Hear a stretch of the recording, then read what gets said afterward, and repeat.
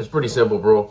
As you know, I track my macronutrients, and I pretty much eat like 3 or 4 things. Just I repeat it, and I'm gonna show. I figured I'd come to the kitchen and show you here kind of how I do it. I'm gonna reach for the stuff because it's like it's in the fridge and in the cupboard. Literally, what I eat every day. In the morning, to start things off, is I hydrate first. So I'll grab a cup of water. Sometimes I'll put some lemon in it. Most of the time. And then something like about this big, I'll drink that. Start my day with that. That's like first thing in the morning that I do. So I start off with a cup of water to hydrate after not drinking any water the whole time I'm asleep. Then I'll have my protein shake. Protein shake, as of lately, just regular protein powder. This one we get at Sprouts because it's the strawberry flavor. And this one turns out that it tastes pretty good and it has pretty cool ingredients in them. It's the Equate. It's the Walmart one. And this has chocolate and vanilla flavor. This one's vanilla flavor. The thing with those is each protein, I'm not going to get into the whole macro things. This video is really what do I eat, not balancing it out, but I'll do a quick little, I'll tap on it here and there as I go. With those two proteins on the macro scale, they hit a little different. One of them is a little higher in fats, a little higher in protein. The other one's a little leaner. So then I'll adjust my other things that I eat throughout the day in order to hit my numbers, tracking my macros, tracking my food. What I eat today is not what I ate a year ago. They've changed due to my weight dropping and my workouts getting more intense. Going from absolutely no weights to like lifting the dumbbells and doing the bench. So more work requires me to adjust my macros a little bit.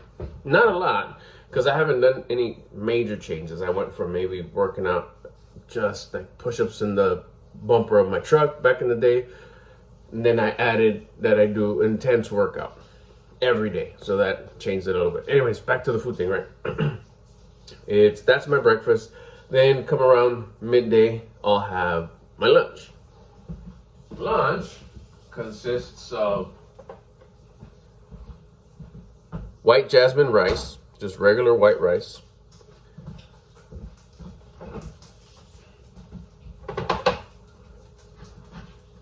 With, if we keep this open, with shredded chicken breast.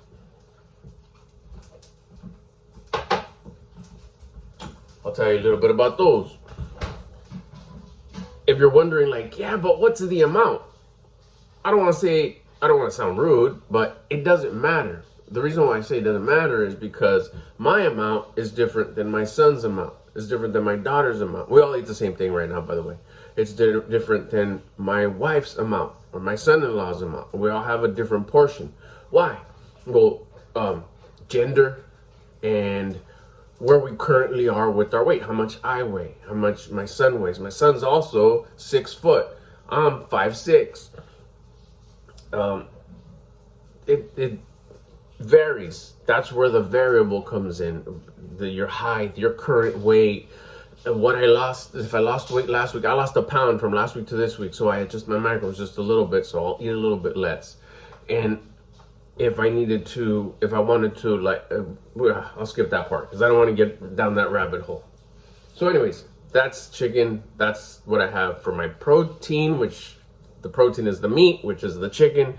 My wife changes the seasoning that she uses every batch that she makes. Like sometimes it'll be like a teriyaki type flavor. Sometimes it'll be like Italian seasoning. These are all powders. These are all powders that she shakes. None of the liquid sauces, just regular powders. Sometimes it'll be just garlic and salt. Sometimes it'll be like it's just these other ones that they sell on the shelf, like at Sam's Club or at Costco. They already have like seasonings that are kind of remixed and put together. She has those that she kind of cycles through, and it changes the flavor of the batch. She cooks.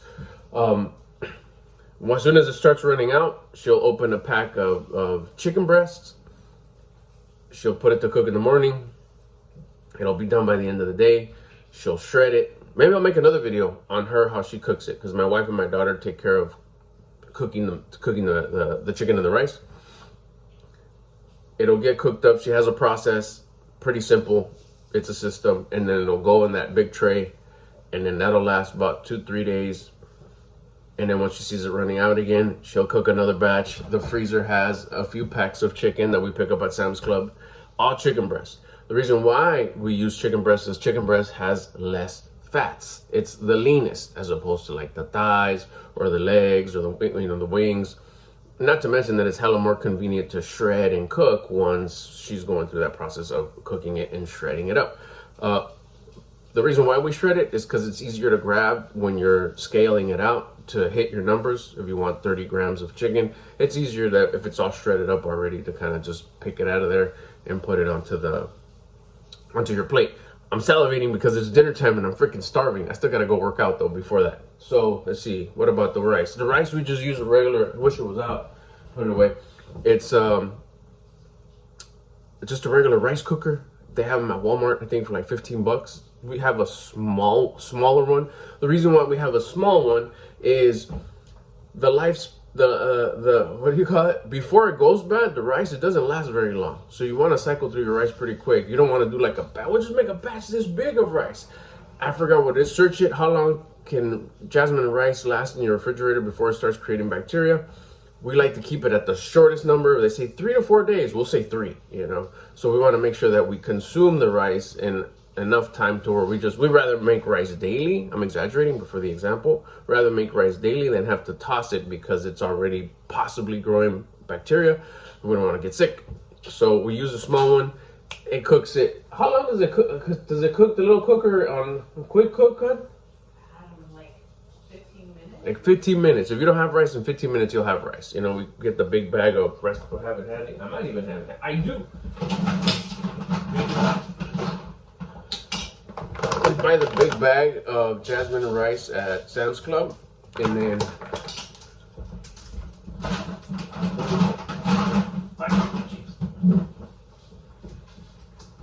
we transfer it and we put it into one of these containers, and then from here they already know like the amount. They'll just pour it out of here into the little rice cooker, add some water, press the timer, wapamo, you got yourself some rice in 15 minutes. Okay, so we have your protein, which is the chicken, the white rice, which is your carbs. They're both like hella lean, so the fats stay low. And then for the other ingredients is carrots,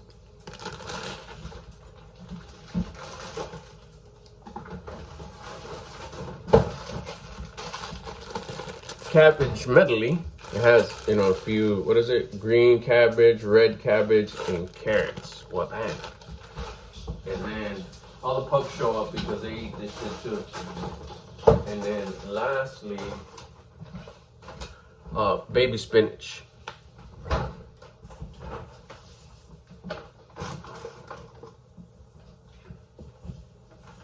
You could get any other kind of vegetables and greens and stuff, but that's what I have. And what I do is I'll weigh out my chicken, I'll weigh out my rice, and then I'll put like 2 handfuls of carrots, well, bam, baby carrots, bam.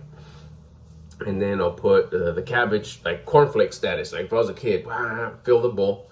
And then I'll put like a chorro of water. I'll put like a nice little dump of water in it, and then I'll put it in the microwave for like 4 minutes on high.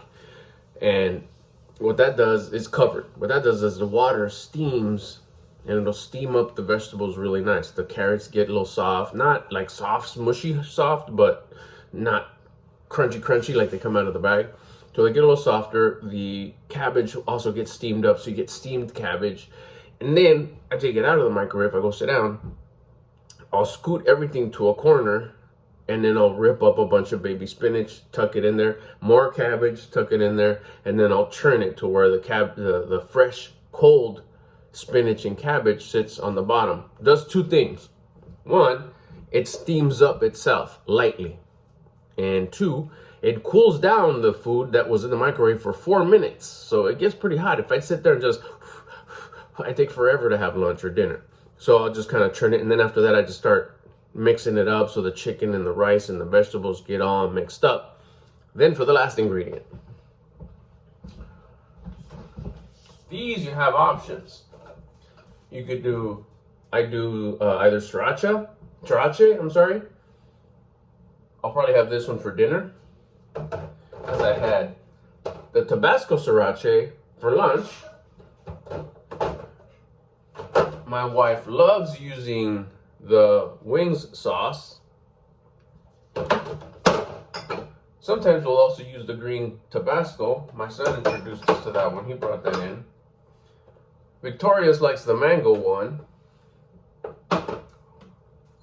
Throwback, classic, can't go wrong with good old Tapatio, my son's favorite. And in here we also have, when you really just want a little kicker, a little something different, is the sugar-free barbecue sauce? Yeah, barbecue sauce. That's pretty much right now what we have as the toppings, the little dressings, the, what would you call it? The, what's that word they use? Condiment. So after all that's done, you squirt your hot sauce on top, your hot sauce of choice. That's the variable. That's what changes the flavor. Between my wife using a different seasoning each batch and me being able to choose what sauce I want to put on top, it changes the flavor completely. Coming from a guy that used to just have a Mexican menu in the kitchen my whole life growing up, to say that I'm not tired of having I'm not tired of having chicken and rice and vegetables for lunch and dinner for the last almost 2 years every day. I'm not tired of it. Right now I'm salivating and I can't. I'm looking forward to having chicken and rice and vegetables for dinner. It's almost unbelievable. I think like even like when my folks ask me, it's like, oh, what are you having for dinner? Chicken and rice. They think I'm playing around because I always say the same thing. I'm not sure they really like, wow, really have the same thing every day? How boring. What could it be? Boring, bland? What does it even taste like? You're probably tired of it already. I don't really. One is probably because I'm so freaking hungry. And not that hungry, but hungry enough. It's a steady hunger. If you're too hungry, there's something, you got to adjust your numbers a little bit, because I learned that the tough way. But there's just constant hunger glow going on. And so it's like, man, that chicken's going to be bomb. Damn, those baby carrots are going to be bomb. Oh, another thing that I put on there. My bad. Just remember. We were out. I add these. Nobody else really digs them, but I do. Broccoli florets. Also, they go into the whole steaming process, and it's just delicious. It's just this big old mixture. It's almost like a stir fry without like a stir steam. It's a stir steam, not a stir fry, because it's not fried. You got your chicken, you got your rice, and you got a bunch of vegetables in there, and then hot sauce at the end. It's delicious.